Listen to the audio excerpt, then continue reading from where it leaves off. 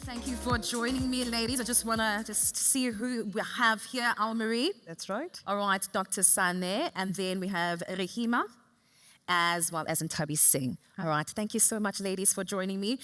Just to reiterate what conversation you're going to be having here is a 360-degree leadership, the new code of servant leadership. So I'll start with you, Elmarie.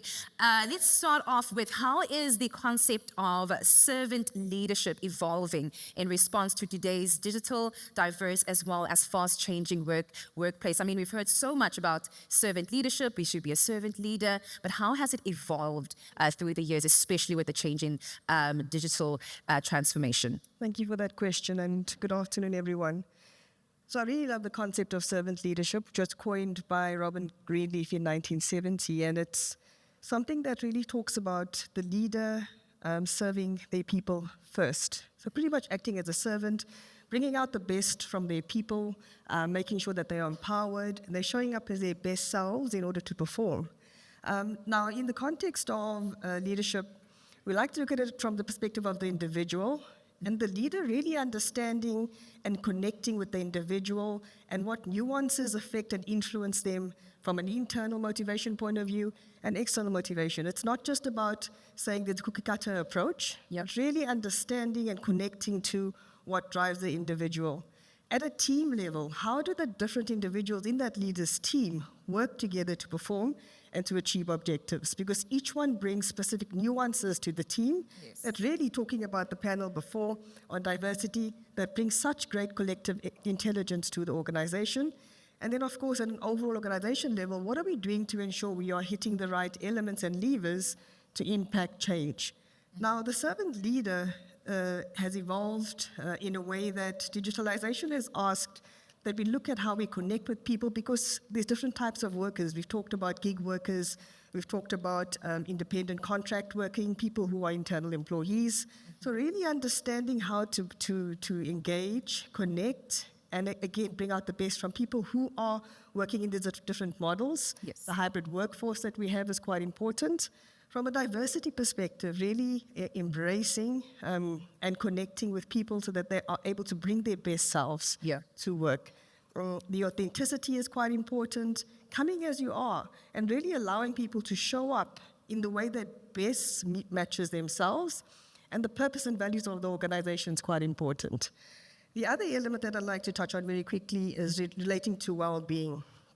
I think this is such a critical topic because we heard yesterday when NMG were referring to the impact of financial wellness on people and how they're showing up in the workplace.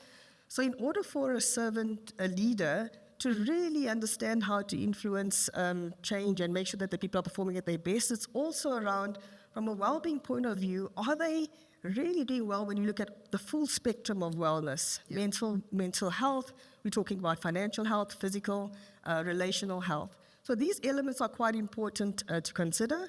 And yes, servant leadership might be criticized from the perspective of there may be some slow decisions being made, etc. But what's important around the rapidly changing environment context is that the servant leader is also being very clear about the vision of the organization, the vision of the team, where they're going. People must understand the why and be aligned and connected to that, so that when autonomy is given within the team, with the leader supporting the team, that there is clear direction and nothing is falling alongside and dropping through the cracks. Last, I want to mention the servant leader also has to take care of their own well-being. Because to ensure that they are showing up for their team and supporting them in the right way, they must make sure that they are also really in a good place from a self-care perspective to do so. So escaping from AI is not the answer. The servant leader will really help their team with being more embracing of it. The other thing with today's rapidly changing environment is that servant leaders, yes, there may not be 2 days that will look the same. So leaders really being aware that things are difficult to manage, and the navigating the complexity on behalf of their teams is quite important.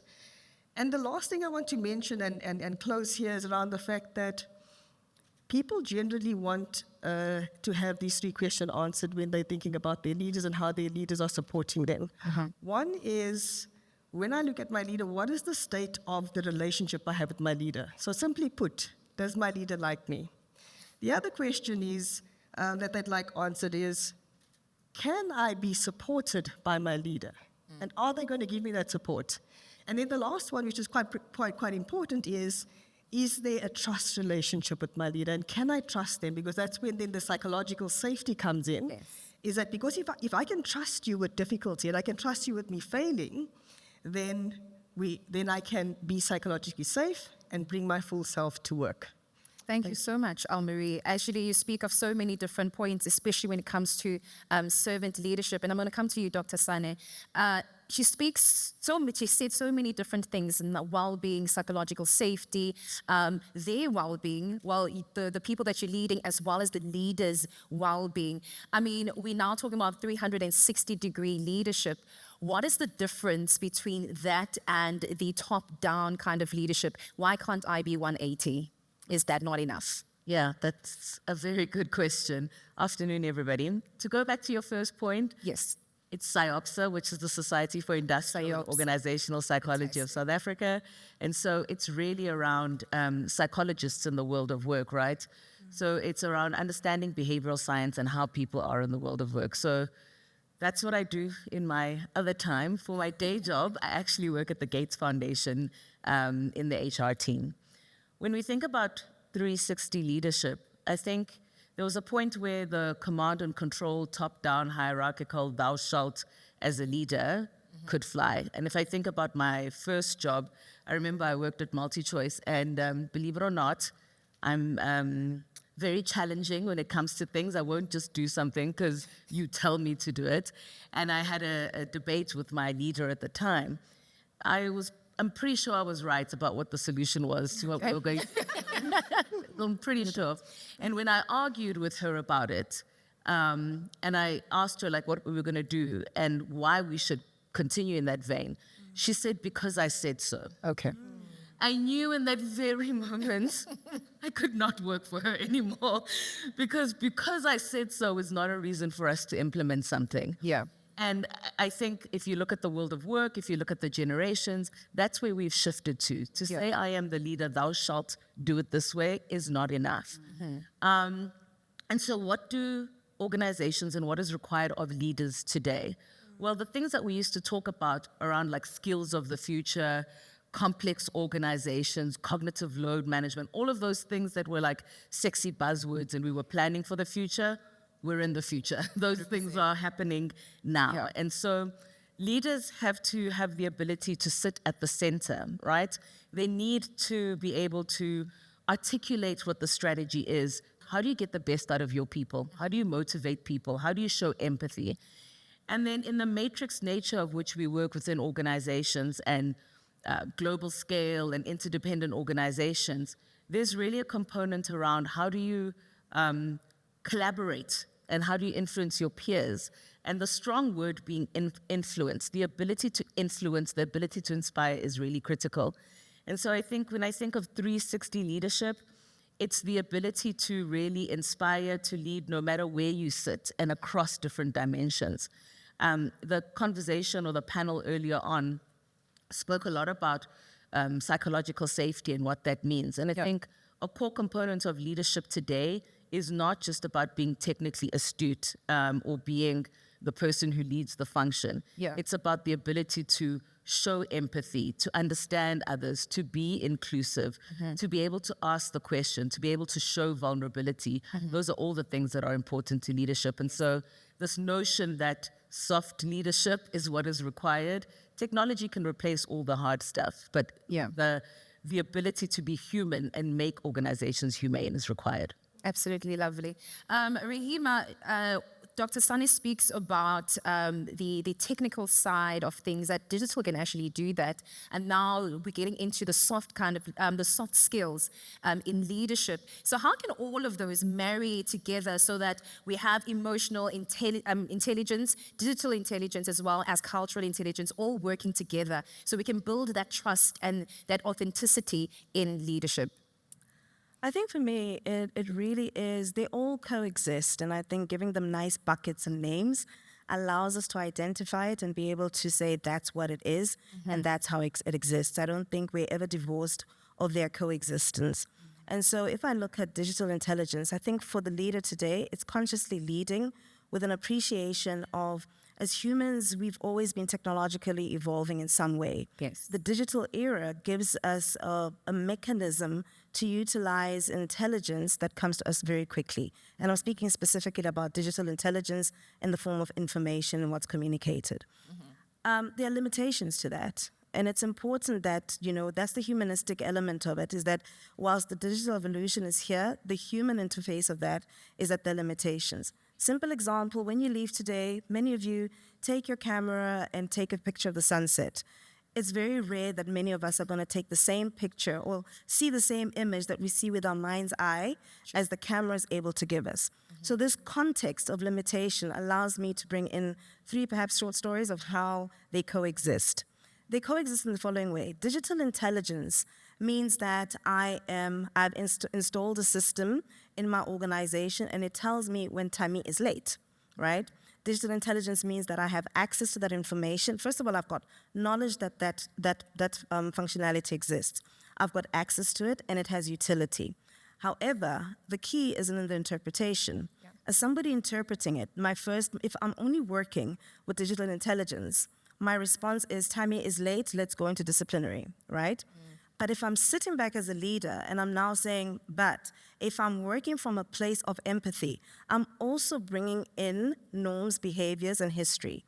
Those norms, behaviors, and history make me sit back and think, Tammy's not always late. Yeah. And asks me and demands that I have a certain level of curiosity.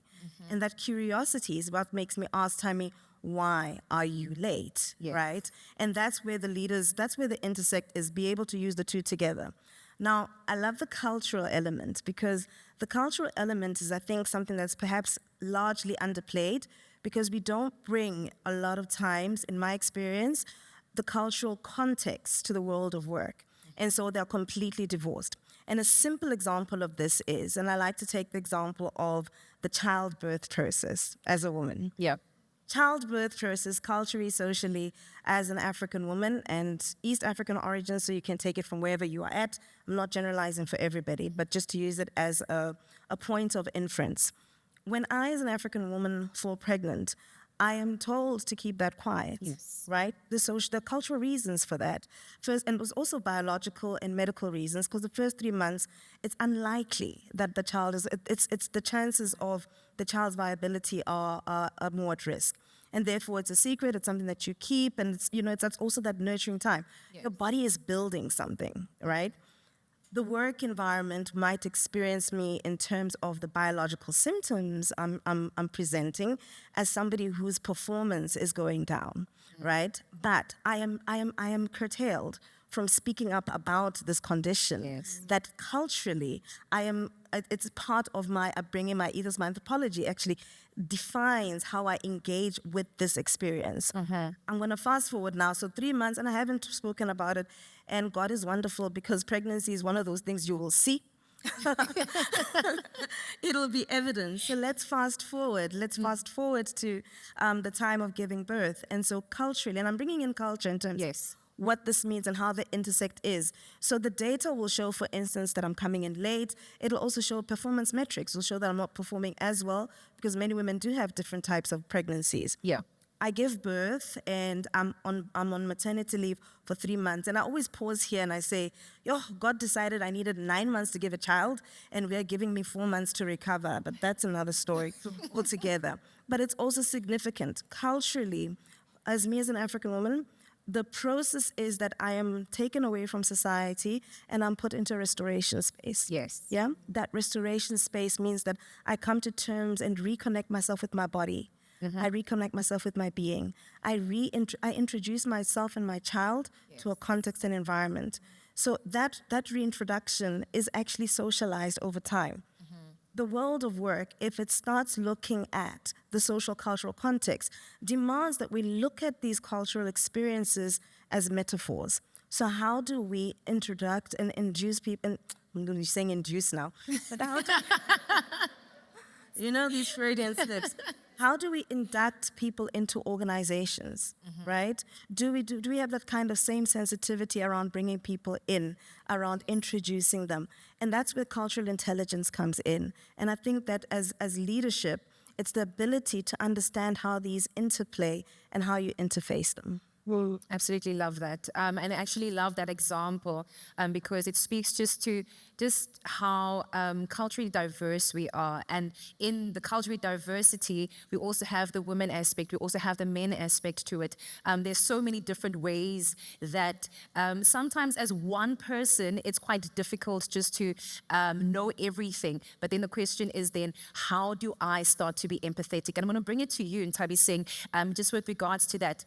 Now, speaking of servant leadership, Rehema just spoke about the example that she mentioned on cultural as well as the digital intelligence and also the social intelligence. How can now servant leaders, delve into that, just making sure that they're balancing the empathy as well as empowering with accountability and also still getting those performance outcomes? Thanks for that question and good afternoon, colleagues. I think Elmarie gave us a definition, or at least an understanding of what servant leadership is. And it's important to make a distinction. We have some leaders who are servant leaders. Yeah. We have individuals who have an awareness of what servant leadership is and they aspire to become servant leaders. Yeah. And then there are individuals who are not servant leaders, but they practice it. Because servant leadership is very much purpose-led. It's really about having an innate understanding about being in service of. And so in as much as we have these three distinct leaders and how they show up in corporate and society and our communities, we know specifically in business that more and more businesses are becoming more human-centric. Yeah. You spoke about human centricity. That is, more organizations are wanting to operate in service of their people that work for them. They want to operate in service of the consumers and the customers that they produce or their products for or service, but also they want to operate in service of the communities in which they operate. Yes. And because of that, it actually serves businesses to foster organizations and build leaders that are human-centric, to build leaders that practice servant leadership. And so in line with that, there are two ways where we can create a balance around focusing on business imperatives, business deliverables, and driving accountability, while at the same time creating an environment that is supportive and empathetic. So from a personal leadership perspective, Dave Ulrich, I think most of us would know him. He's the godfather of HR, but he talks about... He wrote an article on HBR a couple of years ago, but he speaks about how you build trust in order to unlock and inspire business performance. And he focuses on 3 specific behaviors, and I'm going to stick to the storytelling. Yeah. When you are a new leader or when you start a new leadership relationship, it's actually never too late to have this conversation with a person that is reporting into you or someone that you're in a business partnership with. There are 3 critical elements that ultimately unlock servant leadership, or rather build trust and enable us to still perform. First things first is we need to declare our intent. So Dave Ulrich speaks about the fact that when a working partnership begins, both parties need to create a space where they both declare what is your intent and what is mine in the context of our working relationship. This is my agenda, and as far as my role, this is what I'm expected to deliver on.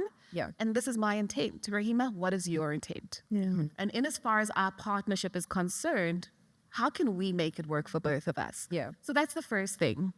You build trust by very openly declaring intent. The second thing is you then need to demonstrate respect. So Rehema and I have had a conversation. She's told me her intent. I've told her mine. I can start to build trust by demonstrating respect based on what she has said to me. Because you've indicated preferred ways of working. You've indicated what's important to you. Maybe you're at a stage where you've told me that you're 5 months pregnant. And there's certain ways of working that would enable you to continue to thrive in our organization. So you build trust and ultimately inspire an individual to still perform when you show them that you've heard them. And you manage the expectations, but then you still operate within the guardrails that you've contracted to as a unit. And then, of course, deliver results. Yes. So if you're wanting to make sure that you are building trust, but also unlocking that performance, you need to deliver. And remember, Rehema and I declared intent at the beginning of our partnership. And so if, for whatever reason, that delivery of results is not happening, I have grounds on which to hold her accountable. Yeah. Because I've said, we declared our intent at the beginning of our partnership. We declared our intent at the beginning of this project. However, the results that we expected are not showing up. So that's the first thing that we can do from a leadership perspective. And that focuses specifically on leader to colleague or colleague to colleague, peer-to-peer partnership. At an organizational level, as I mentioned, businesses also think about creating an environment that fosters servant leadership. I just want to use a couple of examples. SIOPSA talks about your story matters. Yeah. That demonstrates that they've no longer focusing about, or rather focusing on the financial aspects of their organization as their selling point, but they're saying you matter. You are at the center of our service delivery. The organization that I work for, we talk about creating smiles with every sip and every bite. So we don't talk about the actual food. You are at the center of the experience. We want you, when you have a sip of our beverage, a packet of our chips, which you're all enjoying, it creates a smile. Discovery Health talks about making people healthier and protecting their lives. So as you can see, even at an organizational level, businesses are becoming servants. They're constantly thinking about what are we doing and how is it in service of.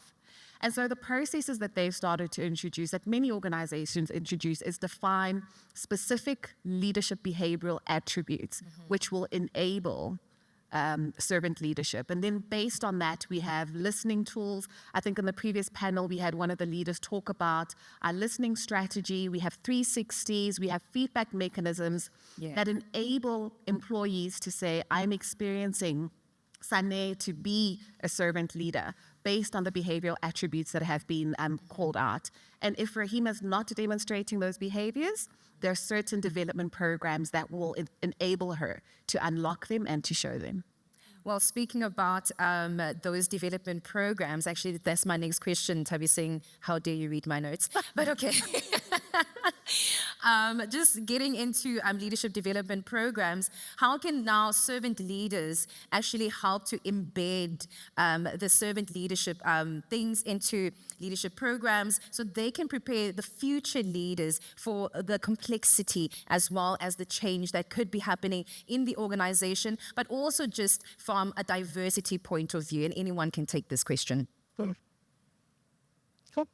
So I'll go. Okay, Elmarie. Thank you. So in terms of really embedding this in the culture, is really around, I would say, starting off with the language, right? It's important that when we're speaking about a particular competence that we are trying to drive, that the language is really aligning to a narrative that everybody can talk to. Yeah. So when we're talking about driving a change, if an attribute you're trying to build is empathy, then designing programs that have empathy filtering through them is quite critical.